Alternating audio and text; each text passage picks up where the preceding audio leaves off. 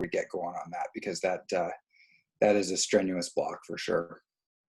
So you're in Invermere full time. When did you make the move to Invermere? Because originally, just for people listening, you grew up in North Vancouver, if I'm correct? Yeah. I grew up in Deep Cove, and was a weekend warrior up in Whistler, and my grandpa was one of the first mountain doctors up on Whistler, so we had a little place up there, and started skiing there, and was on the Whistler Mountain Ski Club. And then when I made the BC ski team when I was 15, at the time it was based here in Invermere, and so I moved here and billeted here with families, and just ended up just falling in love with the fact that the weather's awesome. It doesn't rain all the time, and I really felt like in Western Canada, this is by far the best place for training. It's got a really good north-facing slope, which is really dark, but it's not too steep, so it's rattly, it's in your face, and it's dark, which is generally what we ski in Europe for the most part. So very much the same terrain, and then the front side of the mountain just seems to be in this little area that doesn't get much snow, so it's mostly man-made. But then you also, you get the backside that has just the same old goods as everywhere else. So Yeah. Was here for a while, and then I moved to Calgary when I made the national team, because at that time you had to live in Calgary. It was based there, and we trained at Bob Niven at COP, and as we ramped up to the Olympics, that's kind of just the world we lived in. Everybody was mandatory to be in Calgary, and then as the financial or as the government finances have kind of trickled away after the games, it's slowly we've kind of left Calgary, and you haven't utilized it as much. And I thought, what a great opportunity once my wife and I got pregnant, to move back to Invermere, and it's great. I mean, I'm separated enough that I can train here and do what I need to do, and I've built my own team around me here, and but I still can use all the facilities in Calgary and utilize what the team's put together, because it is world class, and so I kind of get best of both worlds here, just being 2.5 hours away. Absolutely. Did you grow up learning to ski in Whistler, or was it Grouse or one of the hills on the coast? No, I grew up in Whistler. I skied Whistler just with my grandpa. At the time, to entice doctors to be mountain doctors up there, they actually built our family a cabin. Oh, so cool. we had a little A-frame cabin up there, and I grew up just my mom and I. So just male influence and everything, wanted me to hang out with my grandpa more and whatnot. So we would go up every weekend, and just fell in love with the sport. But I was Whistler Mountain Ski Club pretty much the whole way through. And when did you decide ski racing was your sport, that you were going to make this your full-time gig?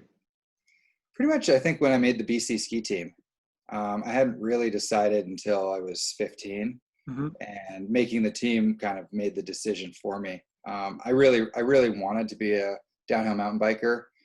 Growing up in Deep Cove, I mean, that was the scene, and I grew up right in the starting mecca of free ride, and Wade Simmons and Andrew Chandro and all these guys, just pushing the envelope and being in all the films, and being able to ride with them as a 13, 14-year-old kid, and having a bunch of my friends go on and make it into the mountain bike world and stuff. It was kind of the route that I wanted to follow, but I needed a little bit more structure. I definitely I needed the coaching, and I needed the team atmosphere and everything, and I don't necessarily know if I would have made it anyways. I didn't have the vision to visualize things that hadn't been done before. That was not one of my strong points. I've seen other athletes. I've seen guys like Thomas Vanderham, for example. I grew up with him, and we would go up and we'd build these gap jumps or drop off a cliff or whatever we would do. And he was the one that could visualize and see it put together, and he would do it first, where I would need to watch somebody do it, realize what could be done, and then I could do it. So I think, in hindsight, it looks like I did really make the better decision, because, with downhill skiing, it's a possibility to ski it fast and to ski it safely. I mean, 100 guys will do it every day, but it's figuring out how to be better at something that's everybody's capable of. And I think that holds stronger in my strengths as far as being an athlete. And so that, and then just having the team atmosphere and a little bit more structure and a pathway to the success. So that's how I kind of got lent over to the path of ski racing. When did you start to realize that you were actually pretty good at ski racing? Was it in your teens, in your late teens? Did you start winning races and whatnot? Yeah, I don't really know. I don't feel like I was ever the best growing up. I was always in contention, but I had, especially Whistler ski team was big, and there was guys like Ben Thornhill and these guys that just won everything.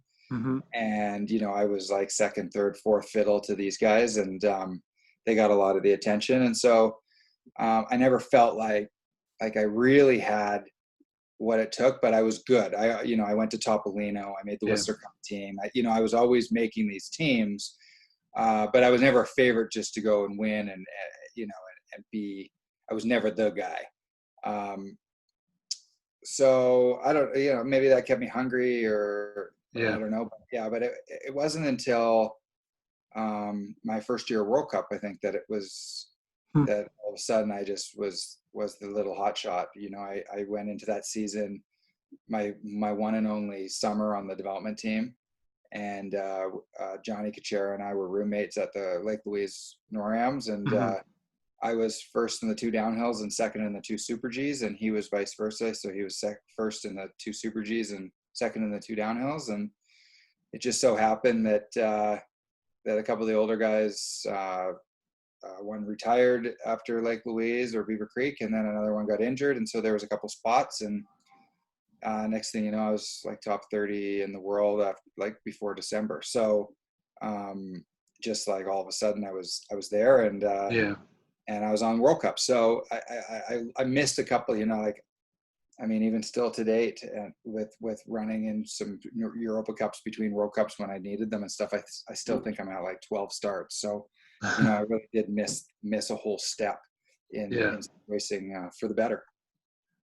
Absolutely. We'll get to your 09/2010 season, because I think that was one of your best ones. But growing up, inspirations, who did you kind of look to when you were younger? Any key people or racers, athletes in general?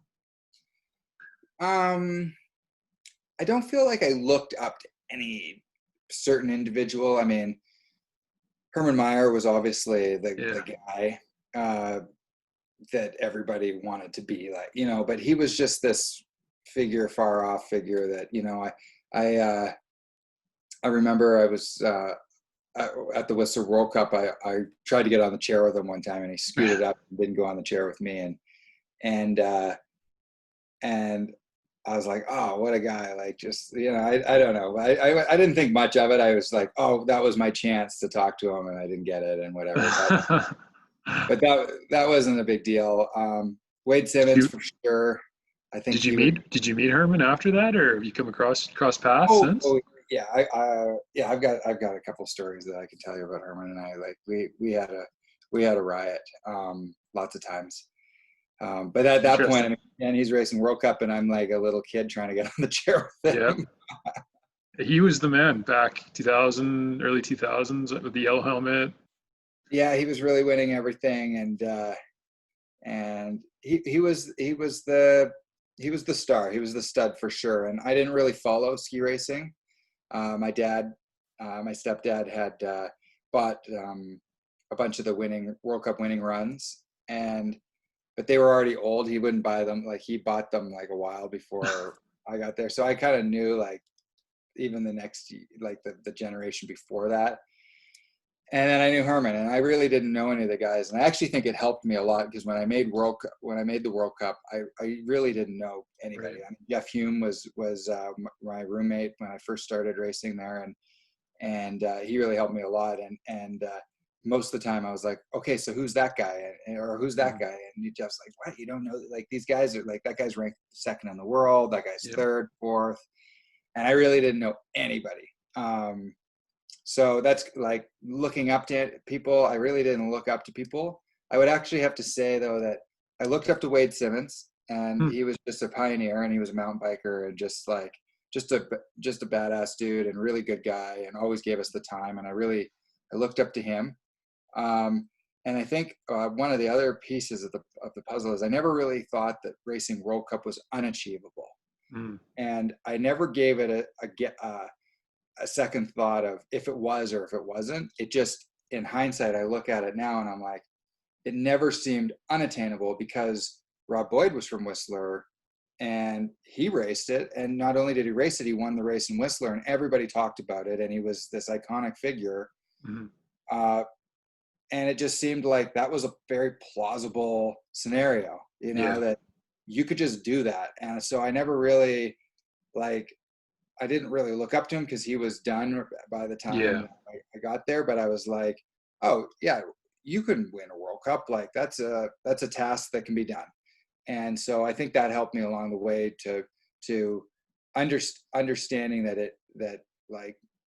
and the older you get, I mean, I've seen multiple winners on multiple tours and everything. And, all these guys are just from some town, from somewhere. You travel around the world and you see where these guys are from. I mean, they're all just people from small towns that, have a dream and pursue it, and that's it. It seems like sport is at least 80-90% mental. What would your thoughts be on that? 80 to 90% mental. Yeah, I would. I mean, it depends on that's not true. I was going to say that it depends on the level or phase that you're in, but no, I've seen lots of guys that would have been the best racers in the world had they not been mental midgets, as we call them. Yeah. But, just having a really tough, a little either like just tough going. Yeah, and I'm not sure why. There's other scenarios too where you've seen guys like overtrain because they knew that they were lacking in something, so they tried to make up for it somewhere else, without just having the confidence in themselves, or understanding that you can't replace something. You have to go and work on your weaknesses to a certain point, and training isn't really a strength. You're kind of filling a void at that point, Right. And everybody's training hard. So if you go and train harder and then you don't take your rest and your breaks, and then you're just mentally more fatigued. And I've seen guys just, flat out just not make teams because they feel like they needed to train harder, when really what they needed to do was face their issues and figure those out. And not saying that you need to train your weaknesses, because I feel like I've had coaches that have tried that. They say, hey, listen, these are the 5 things that you aren't good at. Let's go work on those. And yeah, you need to work on them, but I wouldn't dwell on those. You need to take your strengths and you need to build your strengths, because the things that come naturally, you need to be 100% at your game, and then, add the other pieces of the puzzle later, because your strengths are always going to be better, but are always going to what make you excel at what you're doing. But yeah, the mental piece. I mean, I feel like even the guys that train so fast and then they show up to race day and they just blow up, and you think like, well, you're training that quickly. Like, what is it? What's the difference? I was one of those guys. Yeah. And I mean, there's guys that, 8 runs in a day, and like, I've seen that they start off in the morning on the first run of the course, and they're slow. They're one of the last guys on the team. And by the 8th run, if you put them down a race course and everybody got 8 runs, like, these guys would be the fastest guys in the world. Like, hands down. Like, some of the skiing that you see, you're like, you're defying possibilities that I've seen. And then the next day they start right back, like 2 seconds behind the first guy, and then build themselves back. And it's a comfort. And I mean, yeah, the mental part is incredible. I mean, I see, I feel like it's a good strength of mine. Yeah. but I know a lot of guys that are better at skiing that are better at it than me. So, in your opinion, what percentage of alpine skiing would be, or sport in general, would be mental versus physical and all the rest? Well, see, I've always had, this is a question I've been asked a lot of times, and I have a hard time answering because I don't think that it's about physical and mental. Okay. think I think they're totally two separate things. I think that sport in general is 100% mental, Yeah. and you have to do the physical stuff first. And if you do the physical stuff properly, it helps you get to 100% mental I because you're see. building your confidence and you have no doubts in your mind that you've done everything you can to prepare for something, and there's no lingering doubts. So you have to, the training is alleviating doubts, which Hmm. then gets you better to a mental state that you can compete at. But you need to be 100% mentally prepared. And so I think, and the top 30 in the world, there's no difference between them. Right. It's just a mental game. And so who's tenacious enough to just be able to know themselves or talk themselves into it, Yeah. or trick themselves, or just not care. And Yep. everybody does it in a certain way. Most of the best results are from guys that didn't believe in themselves, and then all the stars will have to align anyways for you to do well and get that result, and all of a sudden they're like, oh, I can believe in myself, and then they're just better skiers. You get one good result and all of a sudden you just get multiple good results, and what's the difference? And I mean, we always say it's confidence trumps skill Mm-hmm. every time. And the confident guys, it does really almost like a really good racer can be 15th every day without the confidence, Yeah. but a really bad racer with confidence can also be 15th, and they don't Right. have any skill. Yeah, absolutely. It seems like you see these guys that win one race at any level and it stokes the confidence. And sometimes that's all it takes to go on a run of half a dozen wins or a dozen wins or career best season. Absolutely. Speaking of mental and what's going on in your upstairs, the 2009 2010 season may have been one of your best ones. What was going through your head at that time? Was it a strange balance of confidence, training, and everything else? Yeah, I'm not really sure. I mean, I hadn't been injured yet, Okay. and I looking right now at like who else. I mean, Dominic Paris has had a better career than I had at that point. Winning Kvitfjell and whatever, and he's very dominant. But I do see myself in him where I had not been injured at all ever, and there's like a different aura around you when you have like zero ideas of the pain that you can inflict on yourself by an Yeah. injury. And he just got injured last season, and it's going to be an interesting to see how he comes back. I mean, you can come back. I've done it. It's Absolutely. possible, but beforehand, I mean, it's easier. Okay. And I think I started. We had a really good strength and conditioning program leading up to 08, 09. And I was just I was getting my stride. I mean, at that point I was 25. So, I think it was a good age to start being like better.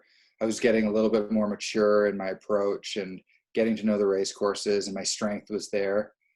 And I think my equipment was great too. I think I had a really fast pair of skis. I had one pair. Hmm. We ended up breaking them at one point in a crash, and I still raced with them broken because they were that fast. So that helped. But yeah, I don't really know. You know what? It just seemed like it was an easier year than most, Hmm. and it was also at the tail end. I'm not going to discredit my skiing, but I think it was at the tail end of the men's side not being that competitive. Really? there was like about a decade there where I don't think it was as competitive.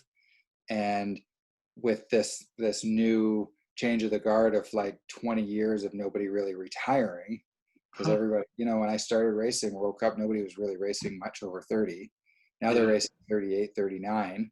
So there was a decade where nobody retired, and the men's side got very, very strong. And so when I started, it wasn't as I think the whole circuit wasn't as strong of an ability. As I got injured in 11, and when I got back in 12, it seemed like, I think the ability of not the best guys were always good, but everything got packed up. And I mean, if you notice, I don't know what they were back in the day, like in 09, but in 2014, 15 or whatever, there was a couple seasons there that there was Super Gs that 1.7 was the largest gap from the winner to the 30th place guy. Yeah. And you're like, sometimes it was 4 seconds, right? Yeah. And it's funny, you see that, like, the men's circuit got so incredibly competitive, and then the women's kind of faded away. The women in early 2000s, like, it was crazy. And and then it kind of fizzled out now as well. And then there's only a couple top, but you see, like, the 30th woman right now is just far off the pace. So it ebbs and flows, but I think that the field was quite deep at that time. Pardon me?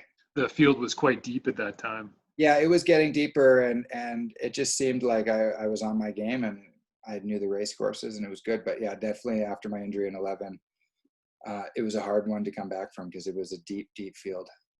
But even remember 2007, 2008, 2009, you had Bodie Miller and Darren Ralphs and all those guys. I guess they were the top end of the They field. were the top. Yeah, I think it was, I was coming first year World Cup, and I could come in the top 30 in the training runs, and it just wasn't as stacked. The good guy, I wouldn't discredit the good guys. The top level is always like cream of the crop, but there was a little bit of a fluff area from 15th to 30th that there was room for people to be added. Interesting. Remember back in 2001 when Herman Meyer won Kvitfjell, that amazing win he had? Do you remember that race when he came across that iconic section in Kvitfjell, getting back to Herman? Yep. Have you ever talked to him about that or anything like that? No. I had never talked to Herman about skiing ever. Really? Herman, so when I first started racing World Cup, I'm in a rush for everything. I love being efficient, and like the one thing that I love taking my time at is inspection. And I take my full hour and a half. Actually, when I first started, I think it was an hour and 45. They would give us maybe even 2 hours for some races. He was really slow at inspection too, wasn't he? Well, and the inspection was long because Herman took the longest. Right. And then Darren Ralphs took the second longest. And then I took the third longest with probably Innerhofer, and then Kush was around there as well. So it was also a good time for, like, I was just a young little whippersnapper, and nobody knew who I was. And it was a good time for me to hang out with these guys and, see what line they were taking. Like when the rest of the field goes through, you can't see anything. And I thought, well, what a good time to learn from these guys. It's just a couple of us. And then they just pretty much show me the line. And then I see it, and then I'll just ski that line. Why try and figure it out myself when these guys will just literally show you?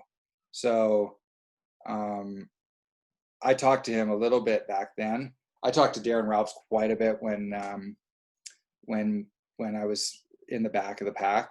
He would help me out and stuff, and he was a great dude. And Marco Buchel as well. He would kind of be back there sometimes, and he would help me out as well. So everybody's there to see good skiing. You're competing against the mountain more so than anything. And I wasn't really a threat to them at that point. Like it was, I was getting top 10s and top 15s, but I wasn't on the podium or anything. So, so him and I talked about there. We had a couple beers here and there, like after races and whatnot, end up at the same bar or whatever. But No, we didn't talk about skiing, and Hmm. no, we never talked about skiing, which is odd enough. I was one of the only guys that ever really talked to him in the first place on the That's tour. pretty cool. Yeah, most of the guys just stayed away from him. And now when I think about it, I mean, he was older, and he was really famous and whatever. And I didn't really care. I just talked to him. I read his book, The Race of My Life. I don't know if you've ever come across that. It was No. pretty, obviously a great story, but you don't see much media attention in North America for Hermann Maier. That's why it's really curious to hear the stories and whatnot. Yeah, it is interesting. I think he won Athlete of the Decade, Yeah. and two, or Century even maybe. And I mean, he's like iconic in my eyes, especially. And yeah, he kind of disappeared. I mean, he was not like, I think in this day of age, maybe he wouldn't have been as popular. He's not like a huge personality per se. He just kind of kept to his own and whatnot. So not much. Yeah, yeah, maybe not much to offer in the world of Instagram, Social media, right? social media and TikTok now and stuff. And I'm not be scrambling around on that. So yeah, so at the time, the media just, when you're put in front, there's only one guy you're going to talk to, and you're put in front of a media scrum, then those are the yeah, the quotes you get, and that's what you get. So it was good for him, and but he's around. I've seen him around, whatnot, but really, like what does he do now? A guy like that? not Not to really get sure. too off topic here, but I have no idea. huh, Too. that's interesting. Well, anyways, so back to your season, 2008, 2009, 2010, great seasons. But in 2011, you had one of your first major accidents. What was that time frame like, and what did it take to come back from that? Yeah, I'm not sure exactly. I mean, I know exactly what I did. I kind of leaned in a little bit of a compression, and my knee wobbled, and off I went. And when I dislocated my knee, I blew my knee as well. And just a bit of a hiccup, and really unfortunate because I was winning the race at the time. So that would have been, I wasn't having the greatest season, and to come down and to win the race would have been a lot better than falling 5 or 6 gates before the end, which I did. But that's kind of the limit that you figure out. And then I pushed it off the side, and a little bit of a brain fart, and That's all it takes. that's all it takes. And sometimes you get away with it, and unfortunately that time I didn't. And yeah, I think that was a tough injury. Tough in a lot of ways mentally to come back. One of the biggest issues, the reason why it was hard to come back, is that I won't name names, but a couple guys left the team from the office before, like right at the end of the season. And they got rid of a bunch of our medical staff before then. And our trainers, they got let go, and then they hadn't really hired new ones. And so the team itself was in disarray, and nobody put me on the injury list at the end of the season. So my points weren't frozen. And so when I came back from my injury, I was out of the top 100 in both events. And it took me a couple years to get back to the top 30 in the world, just because even when I came back, there was no spot for me in Super G. I didn't even start racing Super G World Cup because the team was full, and I wasn't even in the top 100, so I had no spot to race in Super G. Holy smokes, I didn't know that.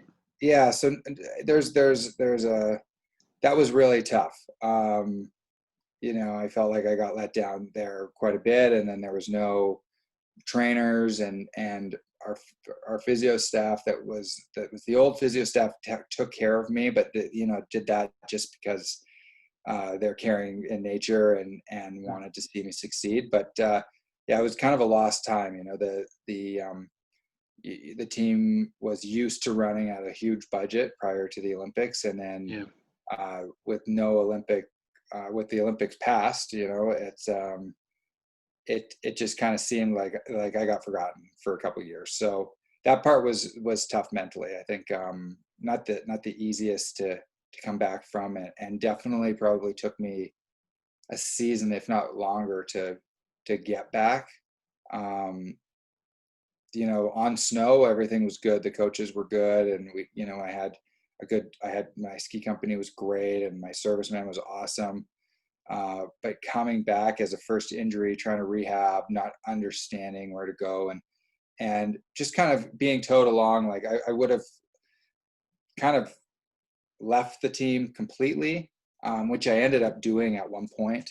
But they kind of like would drag me and tow me along, saying, well, we'll get you this, and this for training. And then that would work for a month, and then it wouldn't work out anymore, and we'd go our separate ways. And I mean, in hindsight, I would have just paid for a trainer and a physio and done my own thing. But they didn't quite like that at the time. They were still trying to hang on to the centralized program in Calgary, so they wanted us to be there.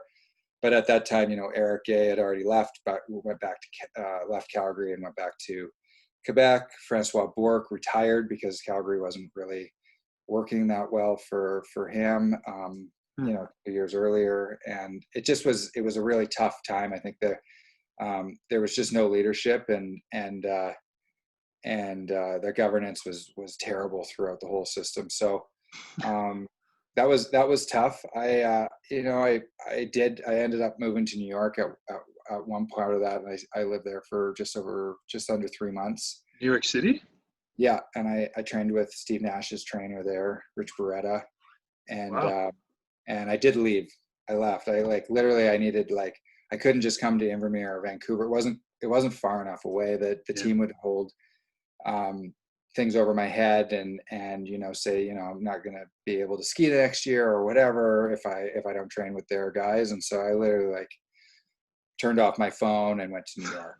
And I lived in Manhattan and trained with my team there, and worked with a couple MMA experts, and really had some nasty training, and made a bunch of friends there, and cycled with a triathlon team. I would do the cycling with them, and it ended up being just a wonderful time, and lots of great parties, lots of time up in the Hamptons, and that is cool. And it was just, I say yes to everything, training camp, and really cleared my mind, and was just amazing. I lived in Tribeca and just had the time of my life. And how does that opportunity come up? How does that arise? I just made it happen. I was so tired of everything, and even we had a head coach at the time that phoned me, and he said, "Listen, if you're not back in a month, you're not on the team this year." And I was like, "Okay, I guess that's the decision you got to make for me then, and then let's just see how that goes." When we talk to the media about how if I'm training and you can't deliver a certain level of support, but yet you're going to kick me off the team, I guess I'm willing to take those chances. And obviously that coach and I didn't get along that well that whole year either. Yeah. When I went back, but seems like that strategy backfired for him. Yes, it did. But yeah, it was a rough time. It was the worst year, I think, through Alpine Canada to get injured as well. And, without any leadership, who's hiring, and who's finding new people. And it took them a couple years to figure it out. And no regrets. Would have been nice, with a mentor, maybe could have helped me lead my path a little bit more straight. But it is what it is, over the grand scheme of all my years on the team. I don't hold grudges with the team. They always try their hardest, and it's easy to get mad because it's so many individuals, but it's just an organization, they're trying their best with what they have. And those years just didn't work very well. It seems like a lot of it comes down to financial. How impactful do you think the fallout from 2010 was to the team financially, especially? Uh, yeah, maybe it's the fallout of that, or it's the fact that we just need to balance budgets earlier. I'm not really sure. I have no idea, Hmm. but it seems that we always run on what the last year's budget was, and we fully were aware, even the athletes, even in my 20s, I was fully aware that we were losing funding every year, yet we were running it at the same speed as we were before. Yeah. And it was bound to just kind of have a head-on collision at some point. And it did, this office staff got cut by 50%, and the athletes on the team, there was a lot less. And I watched the Devo team get cut like every second year for 6 years, and just tough. I think everybody assumed that more money would come or whatever. And I don't want to say it's just the Olympics, because it wasn't the Olympics, not just the government. Hmm. The trickle down effect of '08 just took its Yeah. time. I think we didn't. It wasn't realized for us until 2012, because most contracts went till 2010, and then we had extra money to trickle out for another couple of years. So we were feeling more so the impact once we had to sign big contracts in 2011 and 12, and there was just nobody around to sign them. I see. Yeah. How impactful was that to your relationships on the team? Because I would imagine you kind of build friendships up over the years and then guys start to get caught and there isn't money for your friends. How does that process go? Yeah, people come and go. It's tough. That part is just the business part. I think Yeah. it's, all your teammates aren't all your friends. You all get along. There's a brotherhood there, but you're not all friends. The office staff is the same way. You try, your friends, you travel with each other, and you're on the road, and you got to go for a drink here and dinner party there and whatnot. But at the end of the day, lots of these jobs are recycled too. They may work for your team, and then they may work for another nation for a while, and then they may come back and stuff. So no love lost. Everybody's trying their best for who's around at the time, but it's not always the prettiest scene. I think it's definitely more of a business than maybe people think. And yeah, I mean, even on the athlete side, it's there's only so many sponsors out there, and you need to find yours, and you need to service yours, and and you don't necessarily keep them from your teammates, but at the same time, they're your people, and Right. you don't share the wealth as much. You need to make sure that everybody is in Camp Manny, and it's not that as much. And then you also are nobody without your team as well, so you need each other, but sometimes some days are different than others. You started to rebuild after 2011 in 2012, 2013, 2014. What was your mental state like that during that time, and your physical state? How was that? Mental was tough. I feel like I really didn't I feel like my mental. Did you ever think about quitting or just going to do something else, get a day job, or was that never? Yeah, lots of days about quitting. Fights with coaches or whoever, and you just think like this could be over tomorrow. I just leave. Yeah. But you snap out of it and whatnot. I think Lululemon is a partner of mine, and they have really pushed mindfulness, and it's one thing to have it pushed on you, and eventually, you practice a little bit here and there or whatever. But I think by 2015, 16, I was better at living a more balanced, healthy mental lifestyle, giving myself time to breathe and to process things, and just be a better person, and then being a better athlete because of it. I think, especially when I was younger, I didn't really have any outlets, and it was easier just to like hit the bottle for the most part. That's kind of what you would do. And even at races or whatever, you big long week, and then one night to release, and you just, you just go out hard, and it would happen in the summer or whatever, if things weren't going well with the team and whatever. And I think as I got older, and you become, especially as you get older too, you become more of a public figure, and more people look up to you and everything, and so that also needs to be portrayed in a more mindful way. And I think 15 was probably the year that I changed the most with that, and then my results started coming back. And I feel like the skiing was always there, but the amount of stress that it took me to come back from that injury, and the amount of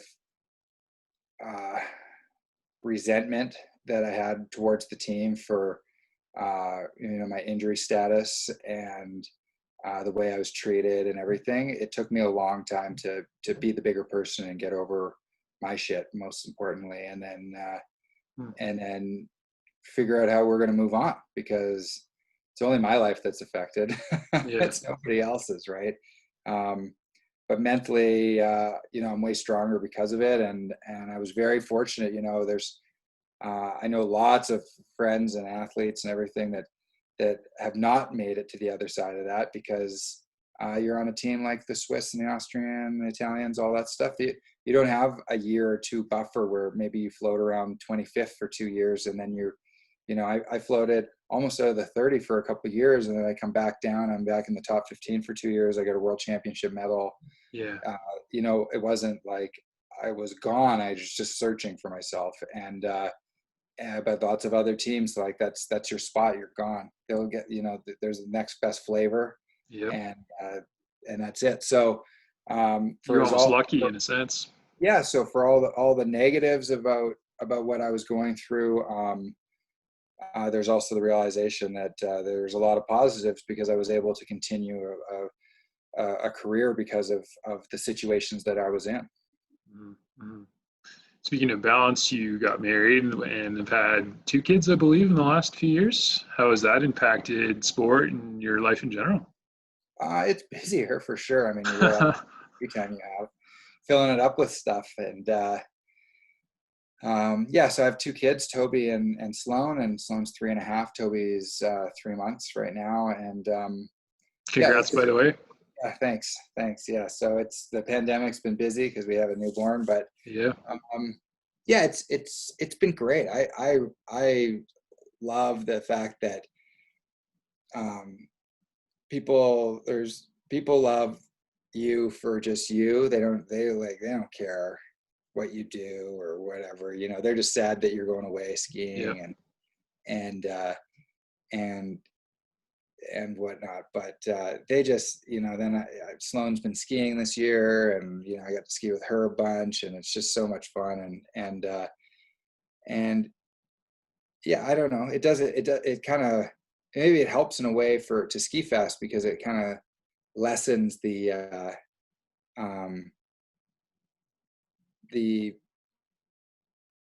don't know what the word is. It lessens.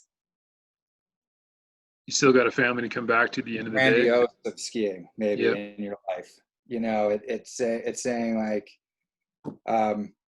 skiing's important, and I almost made it too important. There was times where I should have just let it go, not like let whatever was bugging me in skiing or whatever. And now it's just so easy to come in. Puts things in perspective. And the perspective is like, skiing's just a sport, and even when it's your job, the sport part is fun. The job takes all the fun back out of it. And lots of people say, do you like your job? And you're like, well, I like the skiing part. All the other stuff that I had to sign up for wasn't awesome. But the perspective you get, and just the pedestal you put ski racing, and like, I'm defined by ski racing, and ski racing is this, and I have to be that, and everything. And kind of put it like a little story, I guess, is that like I wasn't thinking of retiring, but Robbie Dixon, when he retired, him and I were talking, and I said, I know a lot of people that are happy that don't ski race. So Yeah. there's got to be something out there that makes you happy, because Yeah. they all seem to be happy and they're not Yeah. doing. So maybe that's not actually this that is so important. Yeah. And I think that I don't know if that resonated with him, but it resonated with me when I said it. And yeah, so I mean, it's just skiing, and Puts things in perspective. Yeah. yeah. So the family life has been awesome. It's been, one more mouth to feed when you're skiing fast. You take that extra risk because you got to feed that other person too. Yeah. Well, at least you have someone to come back to at the end of the day, and hopefully the kids will get into the sport too. Maybe we'll see how things go. Yeah, I hope so. I mean, I don't care if they become ski racers or not. I really could care less. But skiing's the best family sport there is. Absolutely, it's inclusive. I think it's just the best. There's so many amazing places in the world to travel as a family to go skiing, and well, Sloan already skis. I'm sure Toby will ski, and as long as they ski for the love of it, that'll be great. And I really can't see them saying, "Yeah, Dad, I just don't want to ski today." It's too much work or whatever. I hope they're not. That's not my kid. Speaking of travel, do you have a favorite ski hill or World Cup stop or ski run? Any of the above? Not really in particularly. I like Val Gardena. I like Kvitfjell. I like Garmisch. Those are probably my favorite, but I like, I mean, when you're skiing, it's always where the good conditions are. You can go to the best place in the world, and if they're bad conditions, it's wretched, right? So it's hard to say that I have a favorite place. I live in Invermere. I live like literally in the mecca of skiing in the world. I'm fortunate enough to know about all these other places to ski in the world, but I give a chuckle sometimes when people come to me and they say, I need to get out of here. I need to ski here or there, because Revelstoke and Golden and Fernie and Whitewater aren't good enough. And I'm thinking, like, we live in the best place to ski. Mm-hmm. But if you want to live the lifestyle, you got to go to Europe. Like, you want to live and breathe and have an après and good food and huts and everything, then you need to be in Europe. And then, there's good skiing scattered all throughout North America anyways, with Mammoth and Tremblant and everything. Like, there's tons of other areas. And then, I mean, Chile's awesome, and it's summer here, so that's good. And New Zealand's pretty cool. And I mean, there's just so many places. I mean, Japan. Yeah. So I know I listed pretty much the whole world, but maybe it's just because I like skiing. Do you go heli skiing much? I went for the first time last year, and obviously it was one of the better days I've ever had. Yeah, I'm fortunate enough that generally, like, I only get so many off days of skiing. So when it's off, I don't want to go and wait.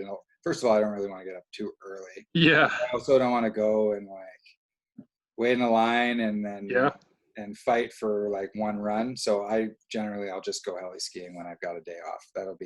That's awesome. Like, don't fight for your turns. Just go up, enjoy the beauty, enjoy yourself. And I'm very fortunate. RK Heli here. Okay. Find me a seat here and there, and I'm friends with the guides, and it's a great operation. And I can leave from home. I don't have to stay at a lodge or anything. So I'm very fortunate here that if I'm training a couple of days of GS and then I see that the forecast says there's snow, I can usually jump on one of the birds and go heli skiing the next day. That's awesome. I have had Craig Borgland on the podcast about a month ago with Eagle Pass Heli Skiing. Shout out to Eagle Pass Heli Skiing, by the way. I think you guys know each other. Yeah, he has a place just a couple houses down from me up at Panorama. It was a very cool story to hear about the origins of that company and whatnot. Have you guys ever connected? Have you been up there? Or? No, I haven't actually. I saw him at a dinner the other night, but other than that, I haven't really connected with him too much. I'm sure they'd love to have an Olympian out at Eagle Pass. So I'm always open. I'm always open for sure. Good idea. Anyways, so going forward, you're again coming back from another injury. You recently broke your leg again, I believe.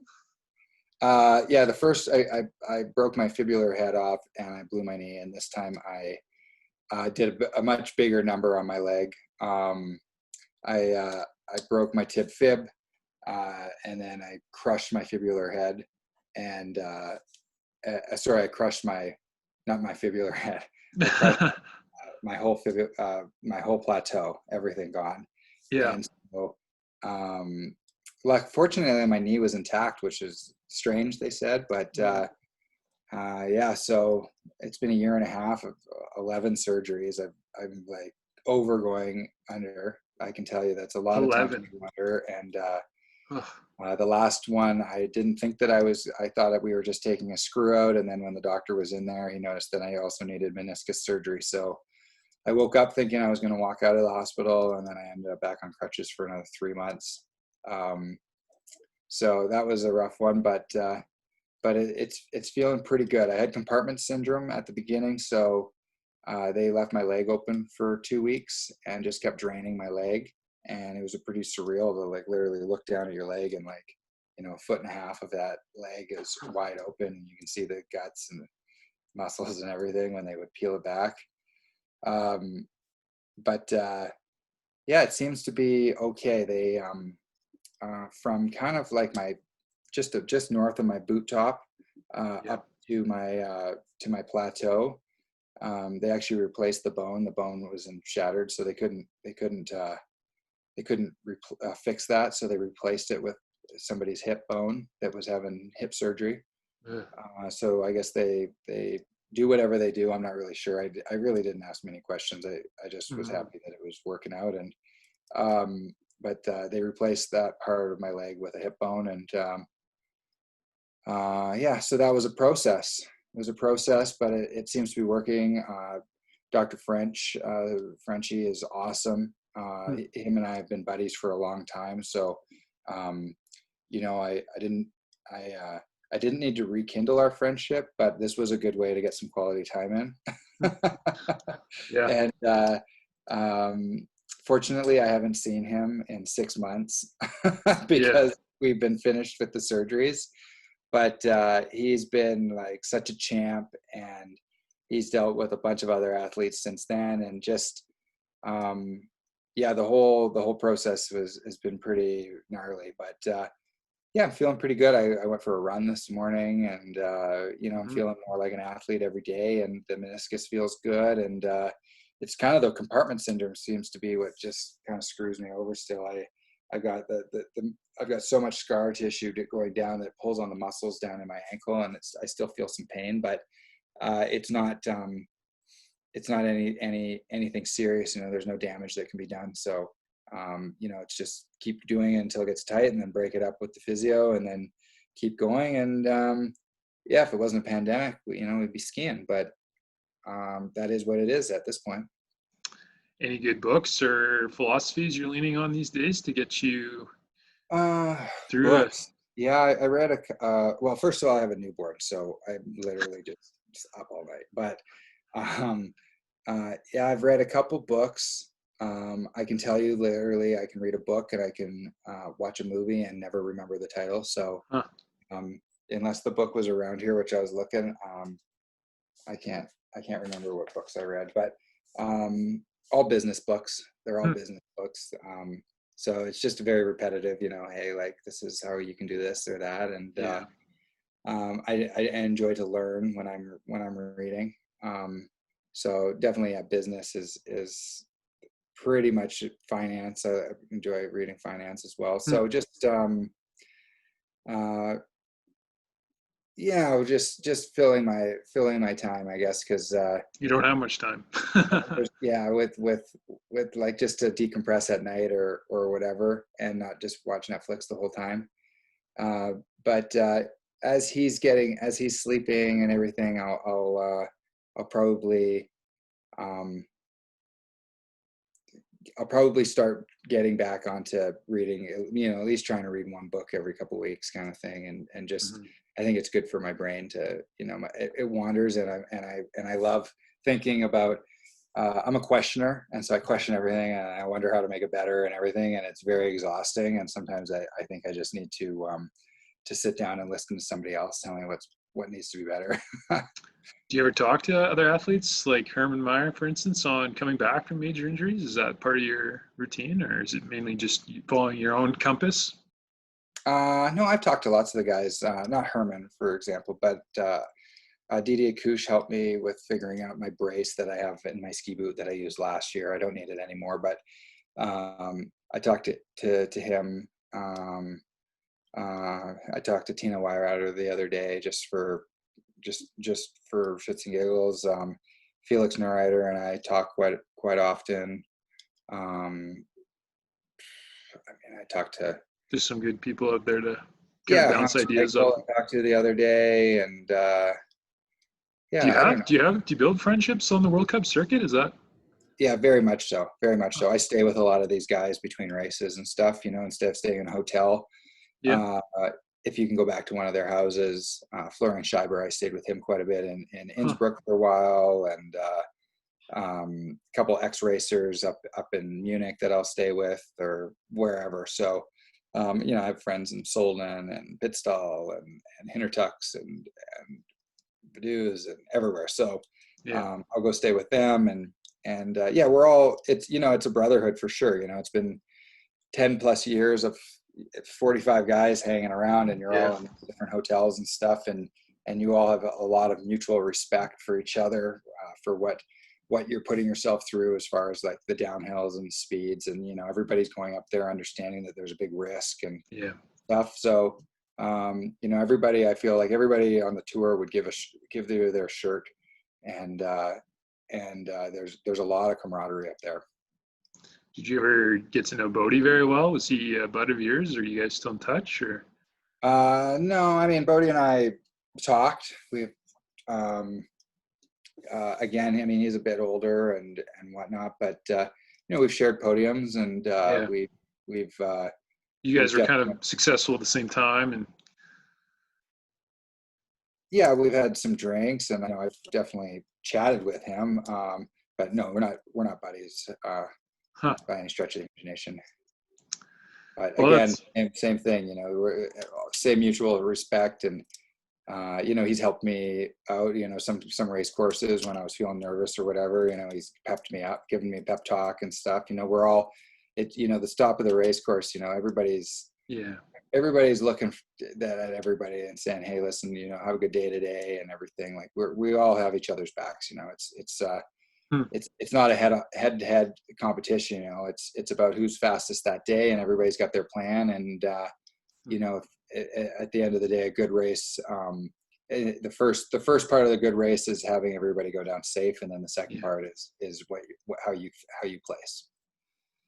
Well, that's awesome. I won't take too much more of your time here today, but I appreciate it. Yeah. Thanks for sitting down with me. I would imagine a lot of training these days. Probably is trying to step up into, it sounds like, more serious drawing for the upcoming season. Yeah, just I'm not really sure exactly where it goes because the unknown right now. Yeah. Just keep on the process, keep my head down. I like the direction that Alpine Canada is going in. So I'm excited to be a part of the new group. The new board is pretty awesome. I've got a lot of good friends on the board as well that I know really support the athletes, have supported the athletes financially for a long time, and now are putting more emphasis on the team and how to move the team forward. And yeah, I'm excited. I think it's going to be a new phase, and we've had some ups and downs, and I feel like we're on our way to some ups. It's about time, and when the team's ready for change and they adapt, it always seems like there's a couple of young athletes ready and willing to do what it takes to be fast. And so hopefully we see a couple of young guys start stepping up and start being fast on World Cup, but it definitely it starts on the board and it trickles down through through the executives and down to the coaches and stuff, and that trickle down effect I see starting already this year. So coronavirus or not, I think it's actually kind of given Alpine Canada a breather to do their own reassessment of what their goals are and how they're going to be, and how they're going to carry themselves forward to show the rest of the world that we are good at skiing. Well, hopefully the upcoming year, maybe the next 2-3 years, there'll be a handful of more wins for Manny going forward. Do you? Do for sure. I'm not going past the next Olympics. Yeah. I think that'll be good.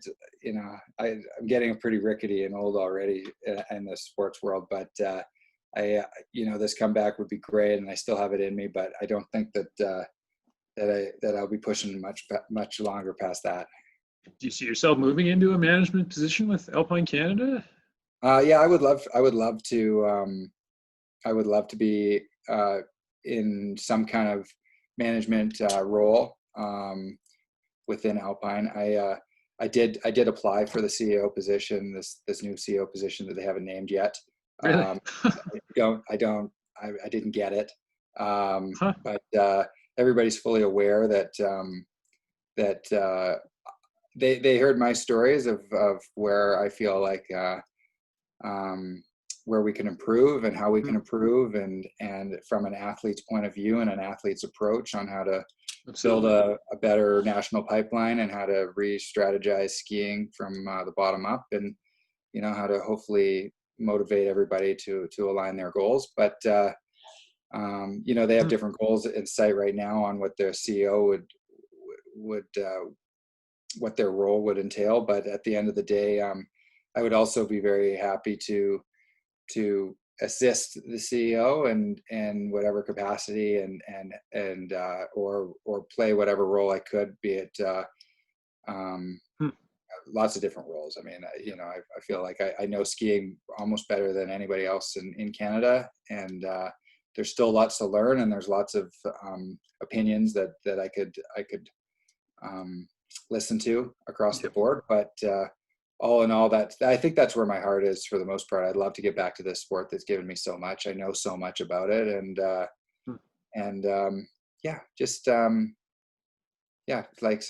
such a great opportunity to learn for so many years, and then actually be able to put pen to paper. It would be such an honor, and look at these young guys. I mean, they're inspiring, and we got to pass the torch, and we got to inspire some next generations below that. So just figure out how to make it more affordable, and how to work all together, and maybe not have so many redundancies throughout all the provinces and the ski clubs and Alpine Canada. And who knows, maybe we'll have the next Michaela Schifrin or Lindsey Vonn or Bodie or whatever. And it happens like that overnight. Yeah, well, maybe that's a few years down the line. The goal is to win a few more World Cups, I would imagine, for yourself. Yeah, I mean, that was the tough part about applying, as I knew that if it was a position that they felt that I could maneuver into, then that would be the end of my career. I made sure that all my sponsors knew, and that everybody knew that it wasn't me retiring, but opportunities like that don't come up that often, and that I was going to give it my all and see where it took me. But talk is cheap, and lots of people have said, you should apply when it happens, etc. And I felt like it was the right opportunity at the right timing in my career, and also during COVID. That it's just me. It's not prior to the Olympics or prior to the season. I had lots of time and effort to put forward there, and see. The board understands where I sit now, and so do my coaches and the program directors, and it's perfect. It's a great situation to be in, and talking with so many coaches and program directors from different clubs and provinces, it just kind of invigorated my sense of passion for the team and for skiing as well, because there's so many good qualities amongst the system. We just need to rearrange a couple things, and I think our pipeline is awesome. Yeah, an abundance of talent, a lot of good resources, great hills, everything's there. It seems like everything's there, and just figuring out how to get those guys on the podium. Yeah. And it's also, there's athletes come in waves, and finances come in waves, and everything. But you have to be ready for when the good times are rolling, because it doesn't happen forever. And if you look at the U.S. without the last 3-4 rock stars, Alpine Canada has destroyed them. You take away Lindsay and Michaela and Bodie and maybe Mancuso, but at the same time, like, why do they have Ted Ligety and all those guys? And they put their resources into the top guys, and then they let them excel even further than anybody expects. So the second tier loses out because of it, and we're Canadians, so we'll put we'll disperse our cash evenly across the board, and but there is a way we can do it and still represent excellence, I think. Well, that's great. I appreciate it. That's a cool summary of how you got to where you are and what's going on now, and any announcements coming up, anything you want to kind of broadcast for those listening? I don't think there's anything too important. I mean, once I can travel, get to Europe and sign my contracts with my ski distributor, and get back on snow. And I would say that it probably needs at least 60 days before of on snow skiing before you're ready to compete. Yeah. There's lots of time for that. So just keep it going. And at the end of the day, I get to hang out with my family. I got a gym at the house, so I work out here, and my ski partners are awesome, and I don't know, life's good. Life's good, and nothing to complain about over here on this side of the Rockies. Well, you're probably a way better golfer than me, but maybe we can get around in one time. I love it. I'll play with whatever level, as long as you ask my wife, and then and if you ask her, she'll say yes, because I ask her every day. Yeah. We can play Windermere Valley. That's a great track. I think. I love it. The stakes are pretty low there. All right. Well, we'll wrap it up there. Thank you very much. Yeah, beautiful.